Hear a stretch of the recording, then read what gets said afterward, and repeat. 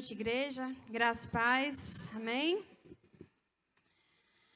Eu gostaria de convidá-los a abrir as suas Bíblias ou acompanhar no projetor aqui, em Jó 14. Ontem, quem estava conosco lá na Igreja Menonita do Centro acompanhou a pregação do Bispo Josimar sobre Jó. Quem estava lá conosco? Muita gente, né? Então, hoje vai ser quase que uma continuação, né, do que ele falou. E eu já estava com essa palavra, né? Na verdade, eu tinha duas palavras em mente para trazer, duas ou três. Essa era uma delas. Eu tinha pensado em falar um pouco sobre o vaso e o oleiro. Depois tinha pensado naquele versículo que fala: nós não somos daqueles que retrocedem. E, por fim, essa palavra aqui, mas eu acho que todas têm o mesmo sentido, né? A mesma, como diria a Manuela, né? A mesma moral da história, né? Então, hoje eu até fiquei pensando no título, né? Acho que seria A Esperança, que seria o título dessa palavra. Essa palavra também eu gostaria de dizer que ela é baseada no estudo do pastor Hernandes Dias Lopes. E aí eu fiz algumas adaptações. E não é só esse versículo, né, que é bem conhecido, Jó 14, 7 a 9. São 3 versículos bastante conhecidos, mas nós vamos passear um pouquinho nessa história. Quantos aqui conhecem a história de Jó? E os outros, não conhecem ainda? Precisando de escola bíblica, né? Dominical. Vamos lá, então? Porque há esperança para a árvore, pois mesmo cortada, ainda se renovará, e não cessarão os teus rebentos. Amém? Se envelhecer na terra sua raiz, e no chão morrer o seu tronco, ao cheiro das águas, brotará e dará ramos como planta nova. Quantos conseguem visualizar essa imagem, essa situação? Quantos já sentiram aquele cheiro de terra molhada nas primeiras chuvas ali, final de agosto, setembro, e que uma pequena chuva muda completamente a paisagem? Quantos já observaram isso? Nessa época agora, nós que somos aqui dessa região, né, seca, nós observamos uma aridez, tudo muito seco, né? A gente nem consegue distinguir muitas cores, nem tem cores, né? A gente vê um cinza, uma grama seca, as árvores, algumas até sem folhas. E, às vezes, em alguns lugares ainda tem pessoas que molham, que irrigam, mas não respondem. Vocês já observaram isso? Continua seco. Mas, ao cheiro das águas, tudo se renova. É incrível, né? Já observaram isso? Ao cheiro das águas, esse cenário de seca, tudo muda. E aí começa, até mesmo quando há queimada, a gente vê as queimadas que acontecem no Cerrado, no Pantanal, a gente vê aqueles troncos em carvão puro florescer, a brotar ali um novo tronco, um novo galho. E a palavra de Deus fala isso aqui em Jó.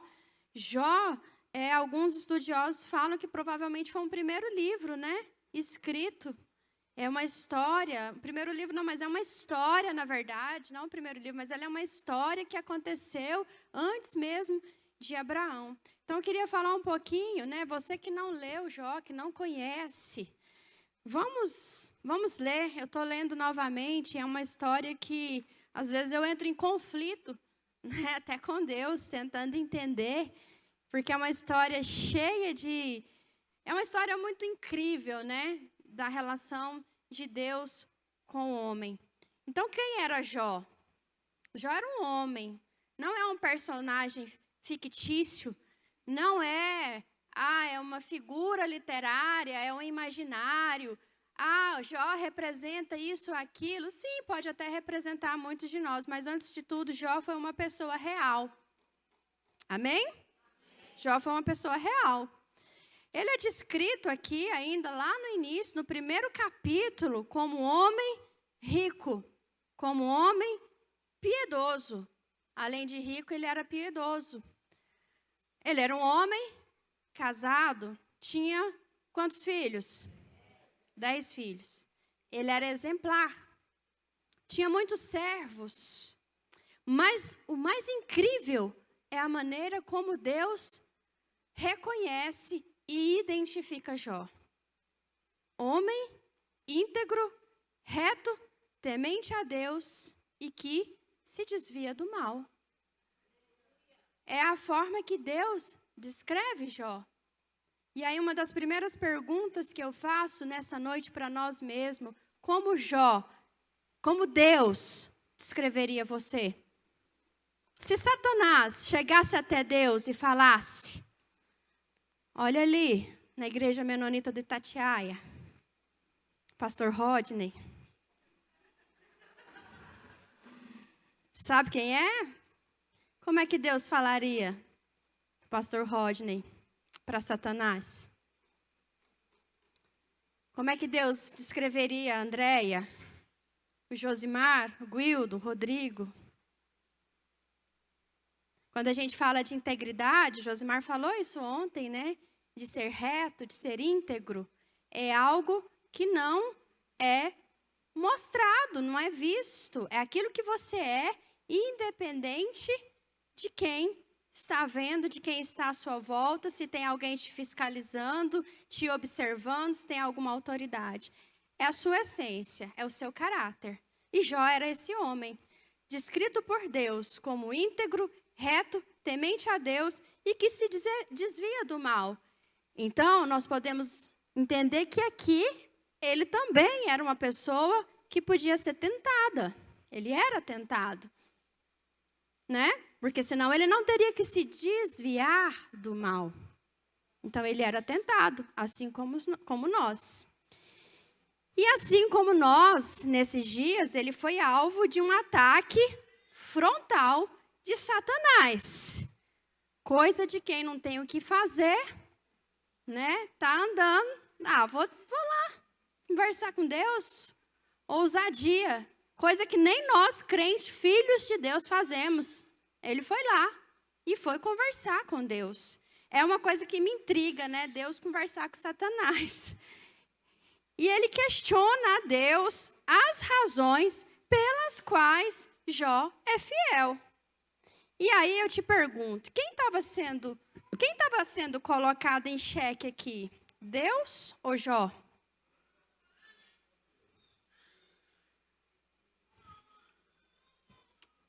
Deus apostou em Jó, não apostou? Ele deu ali, ó, pode ir, que eu garanto. Vai, só não toca na vida dele. Eu assumo. Essa nota aqui, ó, promissória, eu assino. É ou não é? Então, Satanás, na verdade, ele estava questionando Deus também. Mas ele não é tão bom? Quero ver se ele é bom mesmo. E aí Deus, eu fico imaginando se fosse um filme, né? Que tipo de filme que seria? Vocês acham aí, pastor Guildo? Eu acho que era faroeste, assim, sabe? O cara chega assim abre aquela porta de madeira. Tarantino, tipo isso. Aí faz aquele silêncio. E aí aposta, é quase que uma aposta, né? Só brincando, tá, gente? Só extrapolando, não é heresia não, tá? Só para vocês usarem a imaginação aí um pouco. E aí ele sugere. E é isso que ele faz o tempo todo conosco. Ele faz sugestões, né? Ele sugere que as pessoas, assim como Jó, buscam a Deus, ou a sua fé, a sua alegria em servir a Deus, a pertencer a uma igreja, a uma comunidade, é por algum interesse. Mas ele tem tudo. Ele é rico. Ele tem filho. Tem uma família feliz. Ele tem servos. Ele vai reclamar de quê? Tem mais é que ser feliz mesmo. Né? É mais ou menos isso a ênfase que Satanás dá. Aqui ele está sugerindo, e o bispo falou disso ontem, que a nossa fé em Deus é uma barganha. Nós temos fé quando tudo nos vai bem. Quando Deus faz as nossas vontades e quando Ele atende às nossas petições. E aí Ele coloca isso em xeque. Tira aí para você ver, Deus, se esse servo vai ser servo fiel mesmo. Toca aí, tira aí. E Ele começa esse desafio com Deus. Eu quero destacar para você aqui, voltando lá no capítulo 1, que, olha só, eu acho que eu marquei, deixei na outra Bíblia, mas ele estava rodeando a terra e tal, e aí, depois eu acho aqui, mas o fato é que não havia nada, eu acho que eu marquei na sua Bíblia aí, circulei, não havia nada que desabonasse Jó. Não havia um motivo para Satanás fazer essa intriga, né? Esse questionamento. Não havia um motivo. Então, Deus permite que Jó fosse provado, permitindo Satanás tocar no que ele tinha, limitando apenas o quê? Não toque na vida dele, não tire a vida dele. Né? E até aqui nós vemos a soberania de Deus. E aí você pode pensar assim, que essa história ela é quase uma ficção, que ela não deve ter acontecido de verdade. Né? Ela é uma coisa, como é que a gente fala? É tudo no sentido figurado.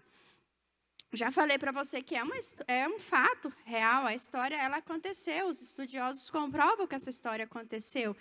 Mas, ainda que você não tenha fé o suficiente para acreditar, ou que você seja uma pessoa extremamente racional, se você olhar à sua volta aí, não muito distante, de 2020 para cá, nós vimos pais de família enterrarem todos os seus filhos no mesmo dia ou semana seguinte, depois da pandemia. Sim ou não?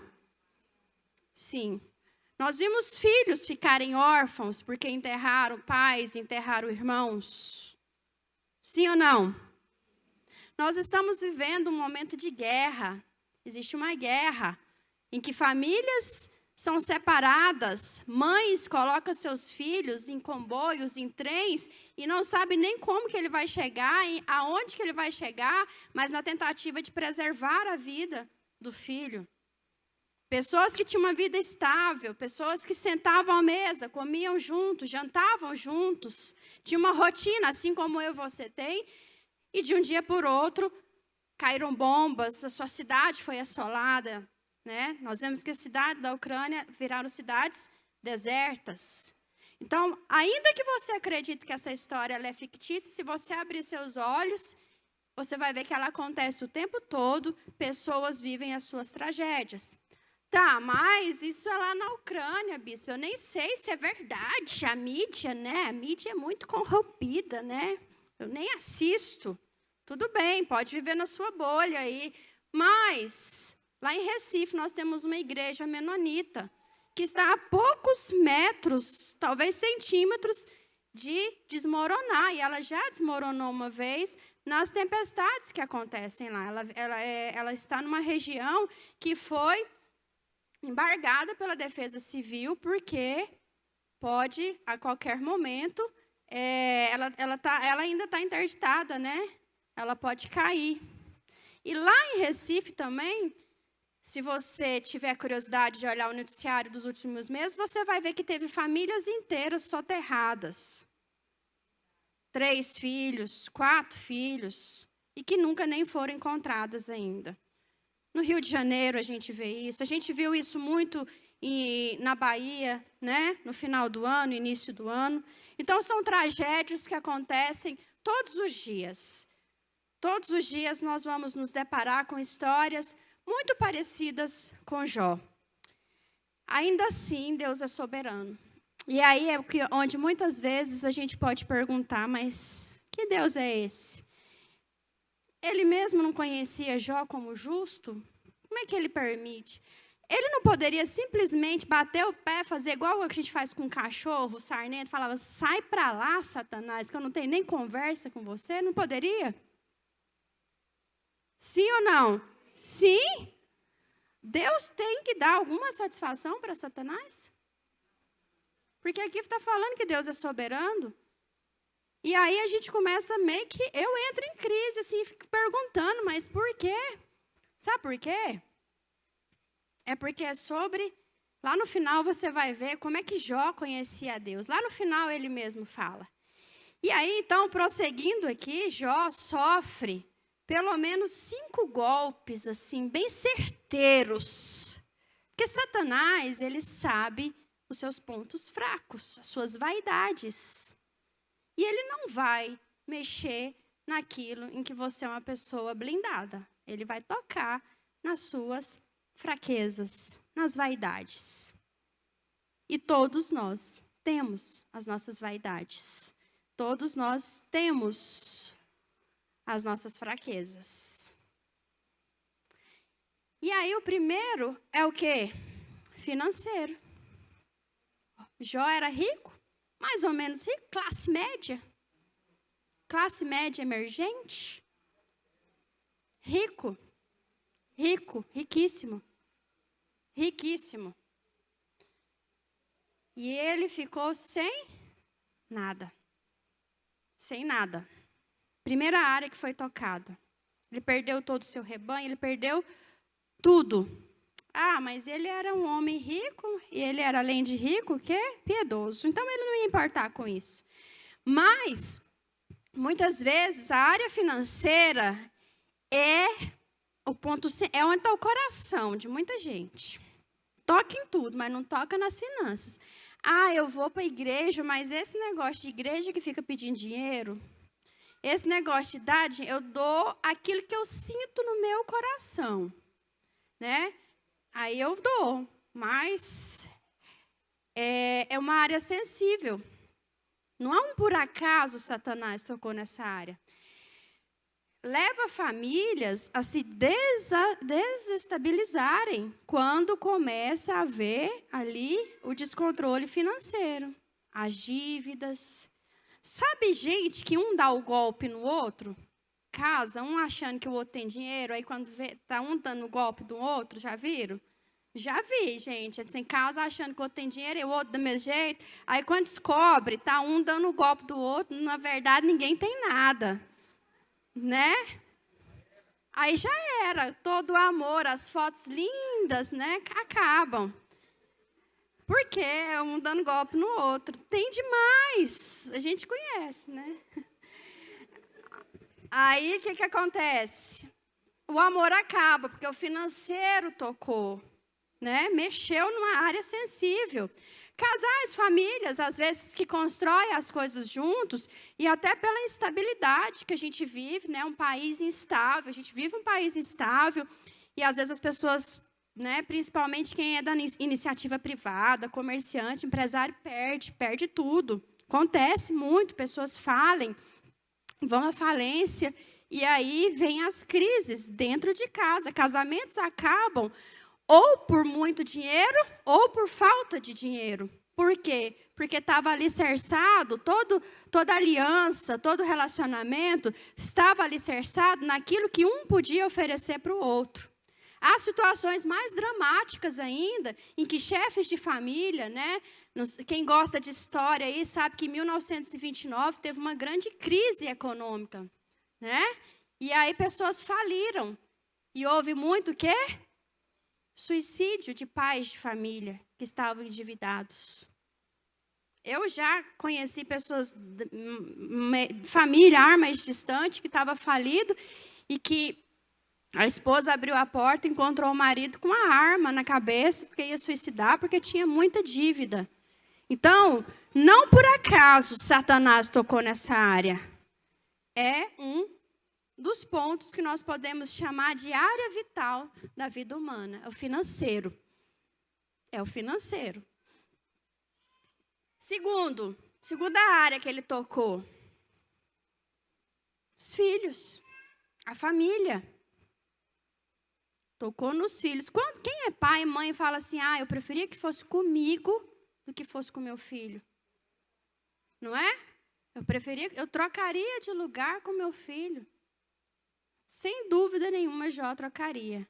Eram 10 filhos. Estavam todos reunidos na casa do primogênitos juntos e eles foram mortos juntos. Jó enterra seus 10 filhos. Todos os 10 filhos morrem no mesmo dia. É uma tragédia. É uma área extremamente sensível.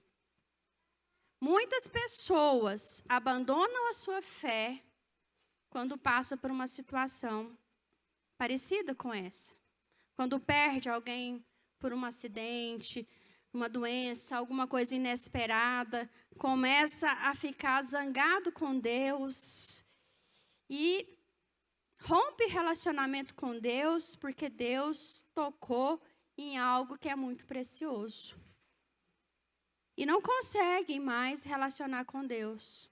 Não conseguem mais andar com Deus porque sentiram traídos por Deus, abandonados por Deus, porque Deus não protegeu aquele que a gente amava muito.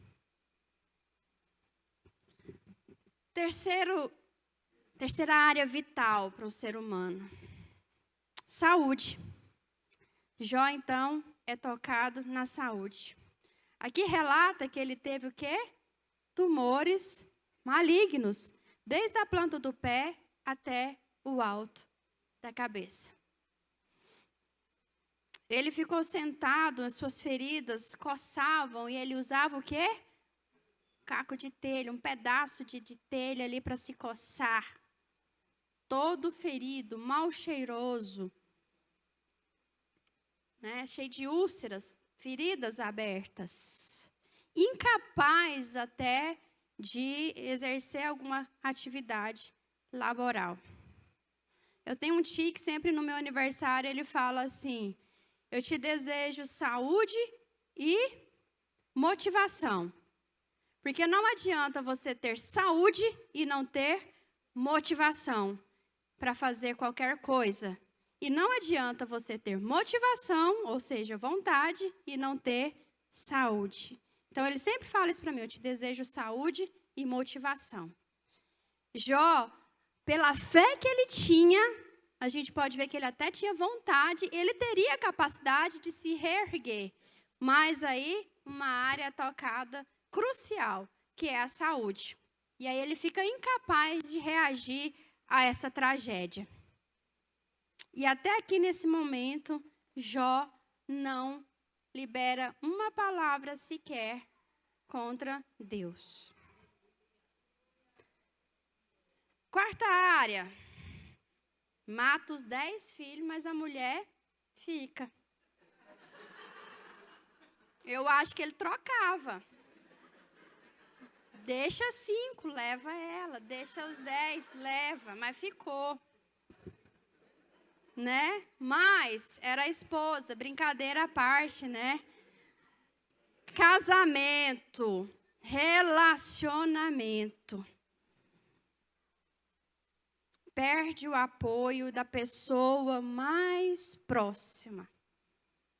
Perde o apoio de quem deveria estar ali sustentando ele com a oração, com a fé naquele momento. A esposa.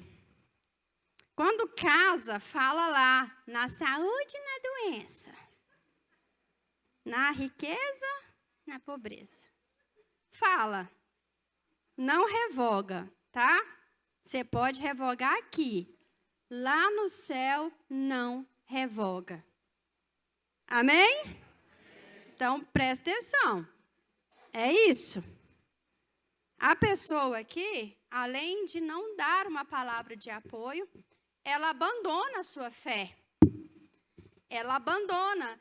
E falando sério, muito sério agora, com justificativa, né?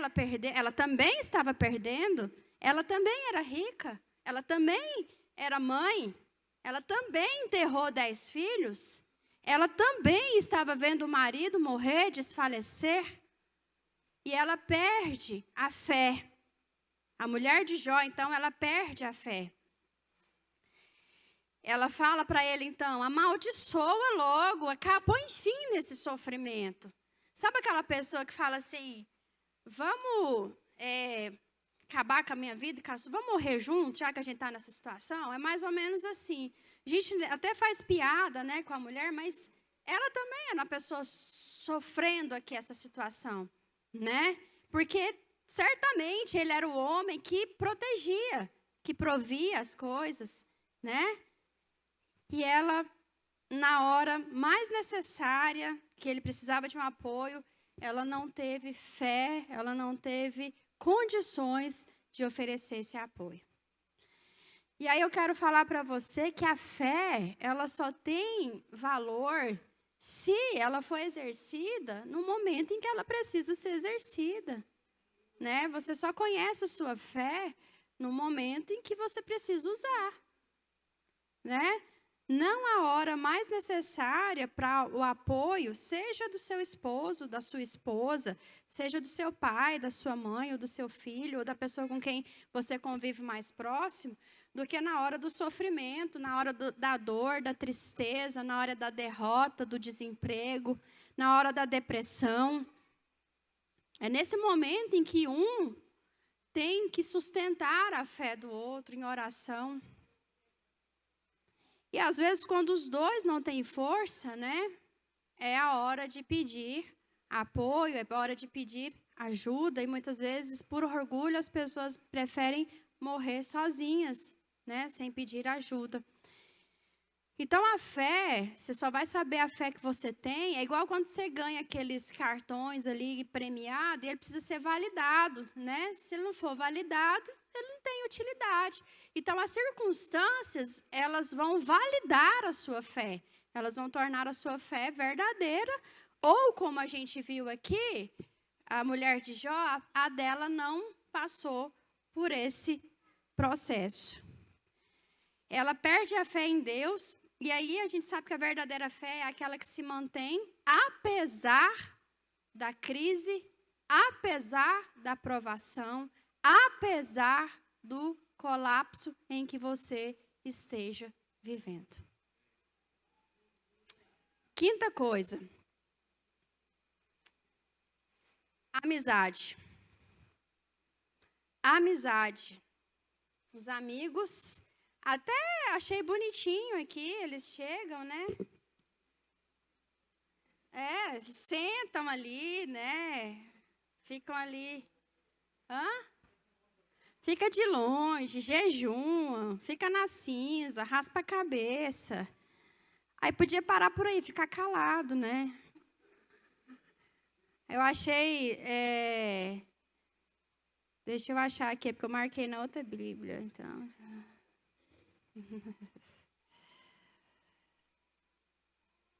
Aqui, levantando eles de longe, lá no 2:11, ouvindo, pois, 3 amigos de Jó, todo esse mal que lhe sobreviera, chegaram cada um do seu lugar, Elifaz, Temanita, Bildade, os suítas, Zovar, o Naamita, e combinaram de justamente condoer-se dele e consolá-lo.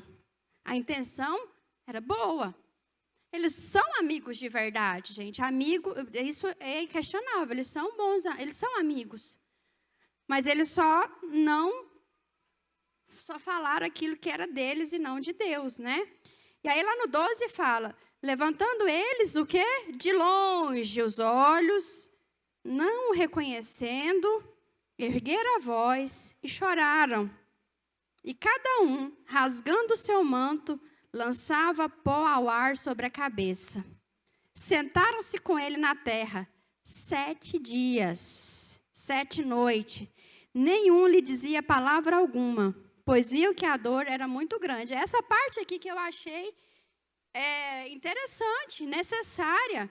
Eles ficaram ali 7 dias e 7 noites, é muito tempo, sentados ali, com as cabeças raspadas, sentaram e sentiram aquilo que Jó, um pouco, né, uma parcela do que Jó estava sentindo. Mas não bastasse isso, até aqui tudo bem, achei terapêutico essa parte.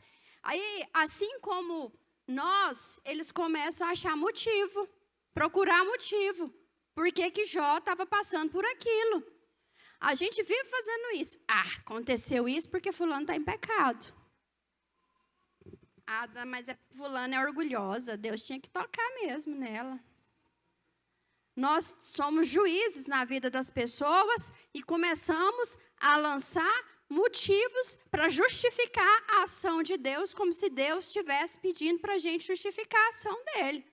E aí foi isso que esses amigos fizeram. Eles fizeram acusações injustas a Jó, tentando justificar o porquê de Jó estar passando por essa situação. Jó 1:22 fala: em tudo isso Jó não pecou, nem atribuiu a Deus falta alguma. Nenhum momento. Depois de tudo isso que aconteceu, ele entendeu que existia a soberania de Deus em todas as coisas. E é isso que faz a diferença na vida do cristão. Amém? Quantos estão aqui comigo? Amém. Diante de tudo isso, então, o que Jó não perdeu? Perdeu a esposa, a esposa já pediu para abandonar tudo, não estava ali com ele, os filhos, os bens materiais, mas lá no 19:25, ele não perdeu a fé.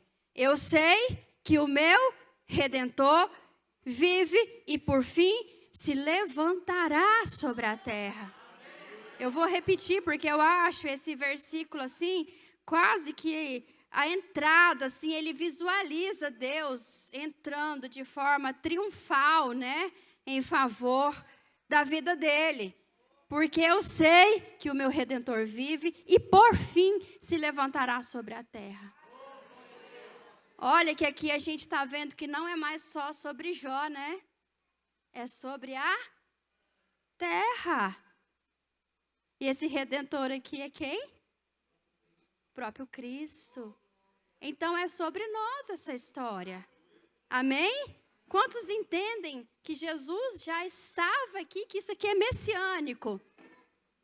Amém? Amém. Vocês entendem que isso aqui, porque é o meu Redentor vive e por fim se levantará sobre a terra. E aí Jó continua a sua saga. E ele fez 3 coisas aqui, pelo menos. Ele perguntou a Deus. Quantas perguntas que ele fez para Deus? Quem sabe? Quem frequentou a escola bíblica dominical aí? Quem sabe? Quantas perguntas? 16 perguntas. 16 perguntas. Quantas que Deus respondeu? Chuta aí, gente. Das 16, Deus respondeu? Nenhuma. Depois, ele se queixa a Deus. Ele procura o Frederico, advogado, aqui, faz 34 representações contra Deus. 34 queixas estão registradas aqui. Mas isso não é negar a Deus, não é ter a sua fé abalada, não é questionar a Deus no sentido pior da palavra, mas é entender o que se está acontecendo. Então, ele faz 16 perguntas para Deus, ele faz 34 queixas, eu não vou falar todas elas aqui, né, porque senão eu vou tomar muito tempo. Depois ele se defende, ele fala ali alguma coisa em favor dele mesmo. Ele fala de si mesmo. E qual foi a resposta de Deus? As 34 queixas, 16 perguntas, silêncio. E aí, meus irmãos, meus amados irmãos, pior do que sofrer é sofrer sem explicação. Não é? Pior do que sofrer é sofrer sem entender por que você está passando por isso. Deus, por que eu? Por que comigo? E Deus não vai te responder, porque é tudo no tempo de Deus. E mais adiante, Deus responde. Depois de um tempo, lá em Jó 38, com 70 perguntas retóricas. Enem.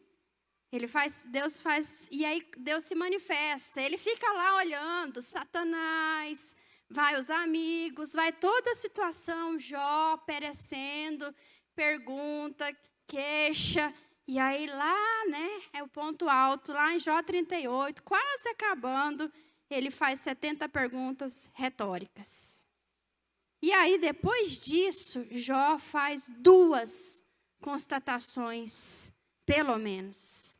E é isso que é incrível, a gente entender que as situações que nós passamos é sobre a nossa jornada com Deus. É entender que as coisas desse mundo, elas são passageiras. Nós não vamos levar nada disso para junto com a eternidade.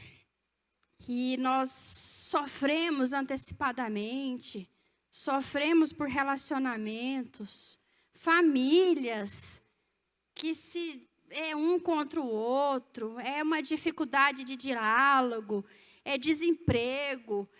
E a gente vive agora um momento, né, que eu acho que a vacina mais está funcionando nesse momento, que eu falo isso para o Josimar o tempo todo, essa vacina, o cara que pensou nela, assim, ele ganharia o prêmio Nobel, assim, que é a vacina contra o Evangelho. Essa é a vacina mais eficaz.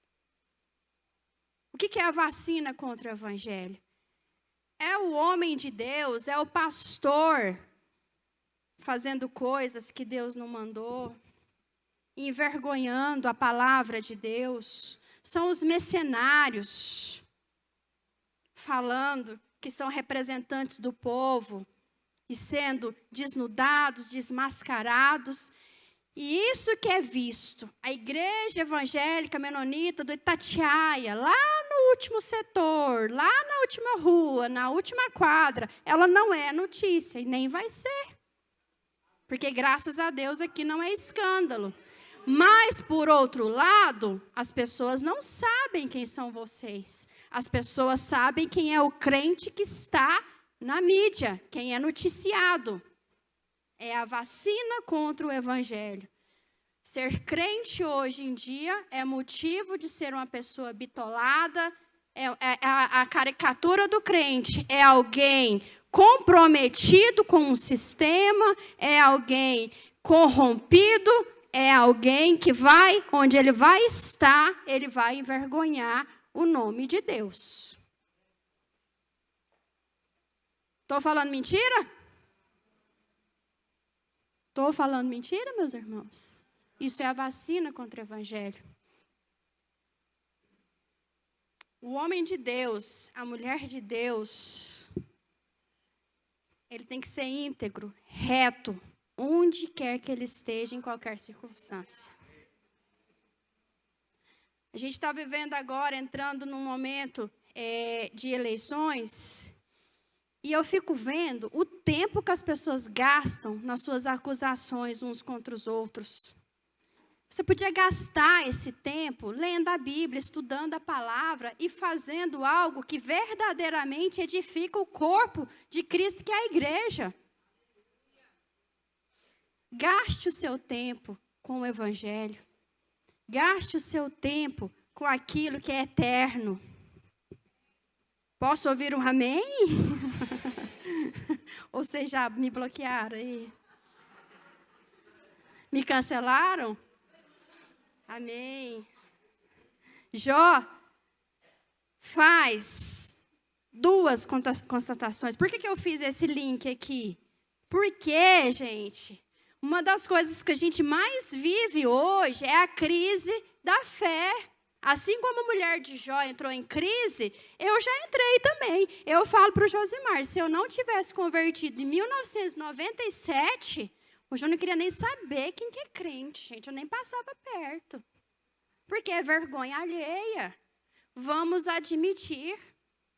Quanto de nós tem sido sal e luz? Quanto de você tem sido sal e luz onde você passa?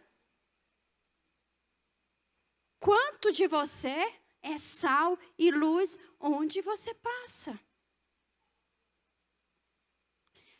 E aí essa crise, né, de fé, ela vem Porque às vezes a gente pensa assim, mas isso está errado.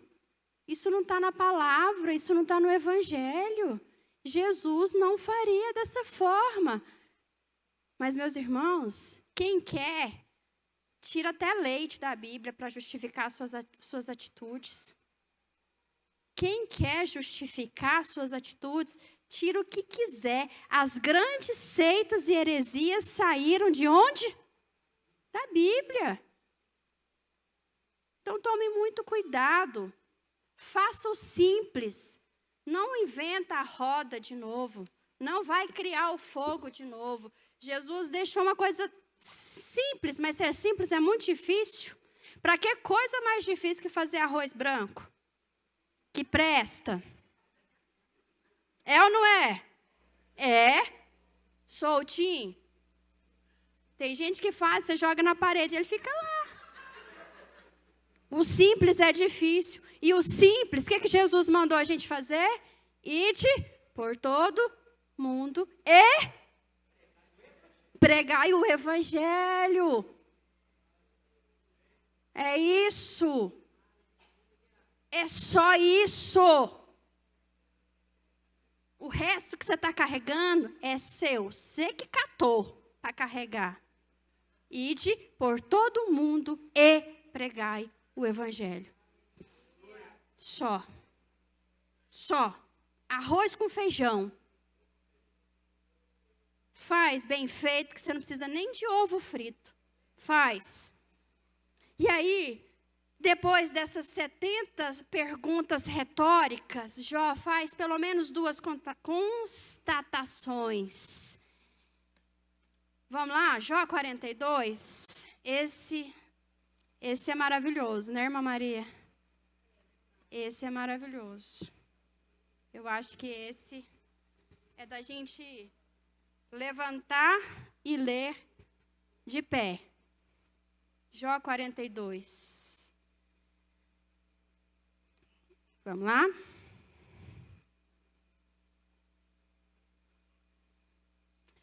Eu vou ler todo, tá?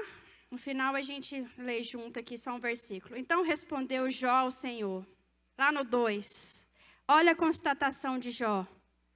Bem sei que tudo. Bem sei que tudo podes. E nenhum dos teus planos podem ser frustrados. Amém?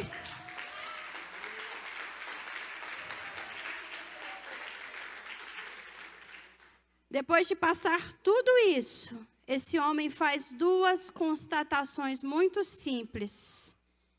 Eu bem sei que tudo podes e que nenhum dos seus planos serão frustrados. Tudo está no controle de Deus. Ele tem o controle de todas as coisas. Todas as coisas, das grandes, das complexas, das mais simples, das pequenas. Mas o mais incrível é que, além de ter o controle, ele tem o quê? Um propósito. Em tudo.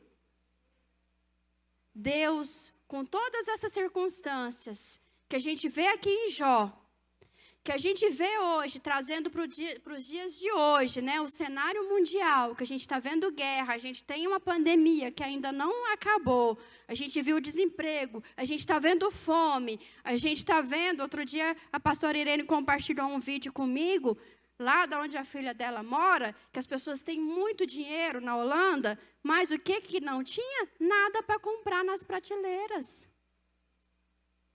Está lá em Apocalipse, não está?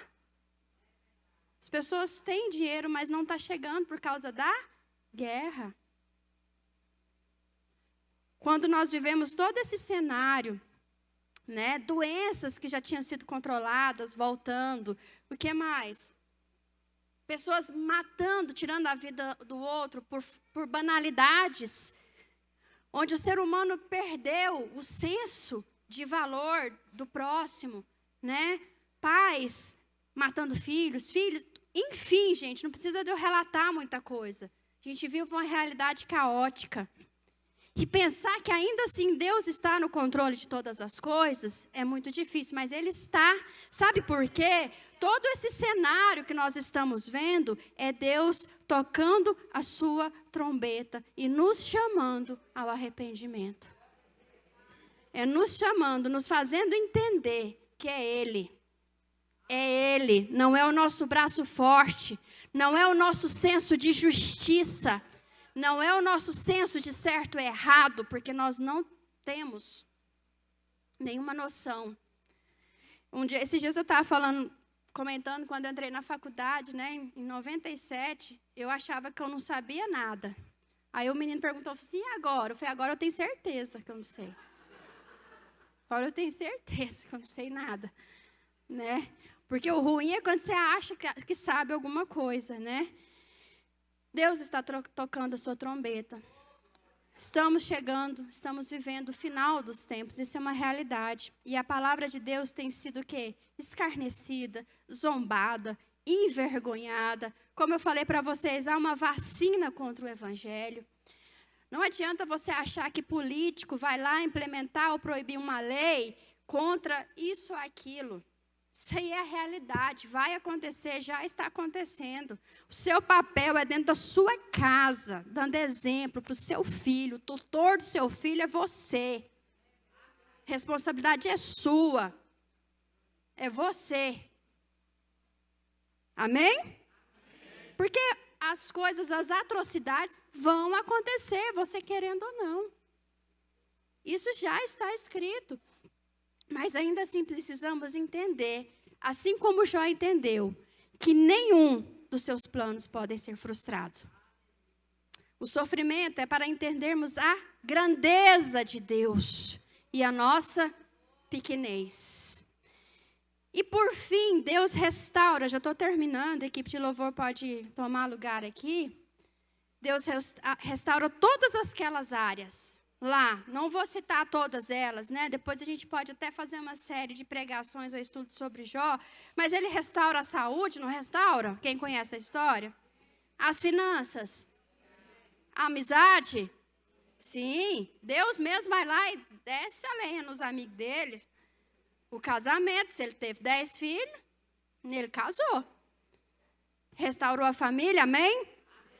Tudo em dobro.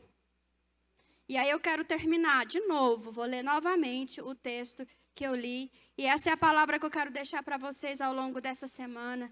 Que essa palavra possa te incomodar, assim como me incomodou essa semana. Muitos dias eu só consegui sair de casa para trabalhar, como eu falo para o Josimar, para enfrentar os leões, pela gota de fé que eu ainda tenho. E que às vezes eu ainda sugo dele, né? E um do outro. E essa palavra me deu força para entender que em todas as coisas o Senhor está comigo. E eu vou ler de novo. Porque há esperança para a árvore, pois mesmo cortada, ainda se renovará. E não cessarão os seus rebentos. Então o objetivo é que você dê frutos. Se envelhecer na terra a sua raiz e no chão morrer o seu tronco, ao cheiro das águas brotará e dará ramos como planta nova. E aí é tão tremendo, né, que eu falo só mais um, agora é o último, de verdade, que esse é o meu objetivo de vida. Eu te conhecia só de ouvir. Mas agora os meus olhos te veem. Amém? Esse é o que eu quero para a minha vida. Contemplar a Deus face a face. Saber que o meu nome, que o nome de cada um de vocês está escrito. E que assim como o bispo pregou hoje de manhã, né? As nossas tribulações são breves, momentâneas. E que grandes coisas o Senhor tem para as nossas vidas.